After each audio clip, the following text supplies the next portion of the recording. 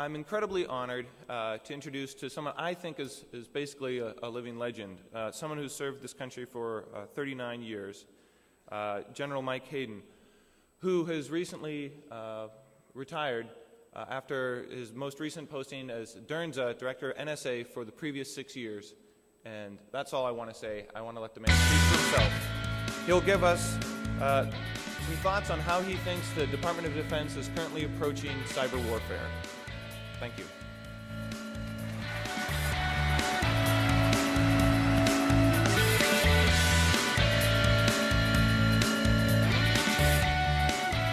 Well, good morning, and thanks for the opportunity to come and be with you here this morning. I've got some notes, and I may occasionally come back to the podium to refer to them, but most of what I have to say is fairly informal. Now, there are lots of ways of coming at this question of what is cyber warfare. I really wish that I could come to you and give you case studies, but those are very classified, and I'm just unable to do that. What I can do, and remain unindicted, would be to talk about how it is we're thinking about cyber war. And I think one of the themes I would want to share with you very early on is we're thinking a lot about it, but not very clearly. And a point I think I'll continue to make throughout the presentation is that we're a bit sloppy with our language. We throw the term cyber war pretty much at anything unpleasant that seems to be happening on the net.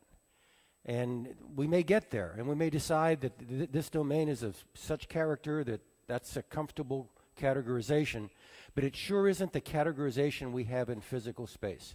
So, if you will, let me talk a little bit about American military doctrine, how American military doctrine is thinking about cyberspace, go a bit into cyber command and how that reflects current thinking, and then I will end up with what really are a whole series of issues and questions that are fundamentally unresolved, and then I promise that I'll leave some time for questions.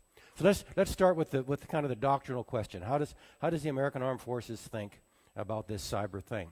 I got first introduced to this in 1996. At that time, I assumed command of the Air Intelligence Agency, which many of you may know. It's now going by the Air Force ISR Agency, but it's on Security Hill down in San Antonio between Kelly and Lackland Air Force bases. I had just come from the Balkans, where I was a chief of intelligence for U.S. forces in Europe. And when you're an intel guy, you need to know your space. Right? You really need to almost have a tactile sense as to where you are. I mean, otherwise, how can you give those kinds of judgments that a commander needs to make operational decisions? So I had come from a war in the Balkans in which it was all about history. Okay? I mean, current ops were important, but what was behind the current ops was decades, if not centuries, of history that would be invisible to an American if he didn't take the extra step to understand it. So that, for example, I can recall there was fighting south of Sarajevo in a city called Mostar. Mostar is along a river called the Neretva. There was fighting. We were briefing Chuck Boyd, who was the 4-star deputy commander of European Command. We were talking about the Croats attacking the Muslims. And he said, Mike, the Croats are on the offensive. Yes, sir. The Croats are on the offensive against the Muslims. How far will they go? General, I think they're going to fight all the way to the Neretva, right to the river, and then they'll hold. And General Boyd says, so why? Is that a good defensible line? I said, oh, yes, sir. The banks of that river drop down there about 20 meters. Right there in the center of town. It's a wonderful defensive line, but that's not why they will go to the Neretva and stop. And he says, all right, so why? And the answer was because in the great schism of Christendom in 1056, the dividing line between Orthodoxy and Catholicism was the Neretva River. The Croats are Catholic. They think that's their land up to the river. That's as far as they'll go.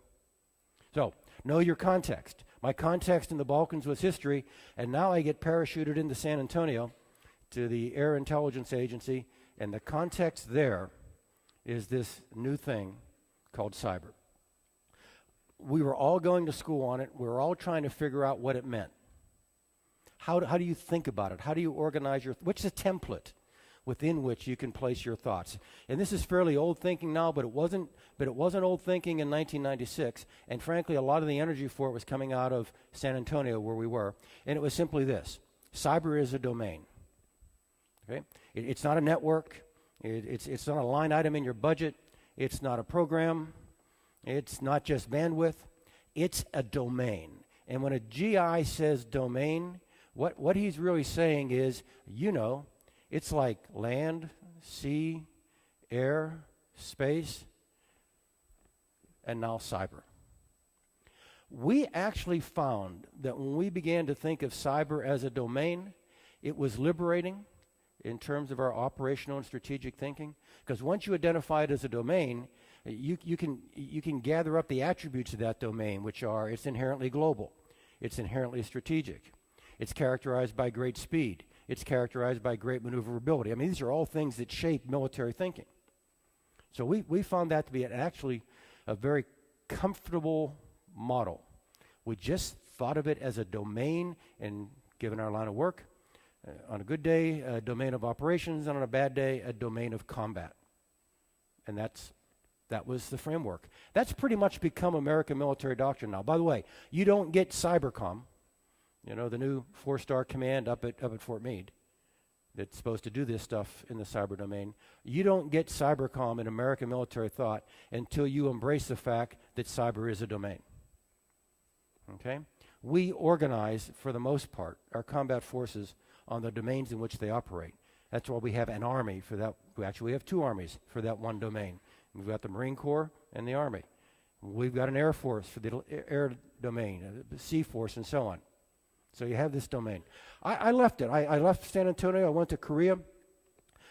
Didn't stay up on current thinking. Came back to doctrinal thinking about warfare in the cyber domain. It was still very strongly felt it was a domain, but there were cracks that were beginning to appear in the kind of the foundation of the concept that cyber was a domain just like the other domains. This probably had been obvious to you your entire lives, but it wasn't obvious to us, and only on discovery do you go, oh, sure, of course that's true. But there's a distinction between cyber and the other 4 domains. God made 4.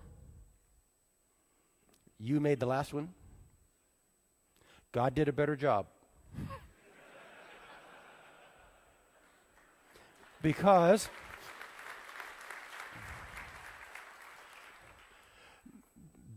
now, if you think back, now this I actually have these kinds of conversations with other groups, not nearly as knowledgeable as yours, but bear with me so you get a sense of what it is I tell even less technologically agile audiences. I say, you know how this started, right? And I walk them back in history to ARPANET. It came out of the Advanced Research Projects Agency. When the thrust of this, was to how can we connect our labs, all of whom we know and all of whom we trust. How can we connect them in a way that we can move data between and among them quickly and facilely? I mean, that was the technological and entrepreneurial spark that creates what becomes the internet, but created ARPANET. I would suggest to you that cultural framework, the nodes are known and trusted, the problem is moving data, is the cultural framework of the net today, even though the number of nodes is, as a practical matter, infinite, and almost none of them should be trusted. Again, I'm a Catholic liberal arts major. I had a science course, I think, my freshman year in college. So I have to move all these thoughts into another space in order to think about them.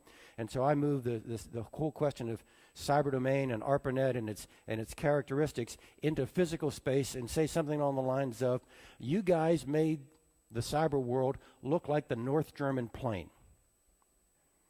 And then you bitch and moan because you get invaded.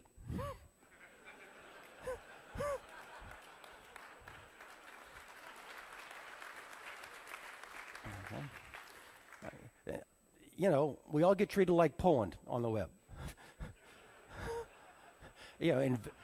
invaded from the west on even number centuries, invaded from the east on odd number centuries.